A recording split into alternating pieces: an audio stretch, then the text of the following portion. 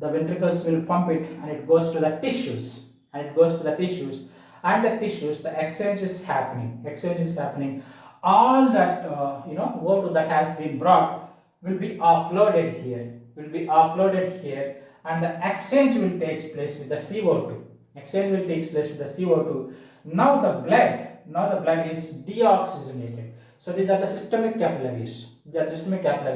Now the blood is deoxygenated. Here the blood is oxygenated, and here the blood is deoxygenated, and it is brought to the right atrium. From the right atrium, so it is pumped to the right ventricle. From the right ventricle, you see, it is going directly to the lungs again. So what artery that is taking? The pulmonary artery, and we have the pulmonary vein here. I have written that, right? So the pulmonary vein, the pulmonary artery. So here, this is the only exception. No, the pulmonary veins carry the oxygenated blood.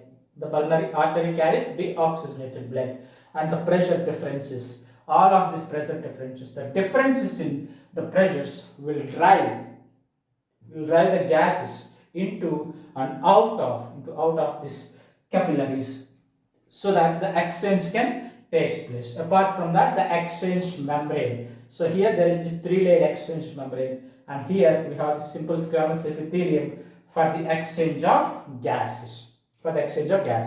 Okay, so that is our discussion for the exchange of gases. Hopefully we are very clear. So you got to be very thorough with this diagram, right? So how the exchange will happen, what is this respect to partial pressures, for you, which is driving the force of the diffusion for the exchange to occur. The next segment we will see the transportation of gases.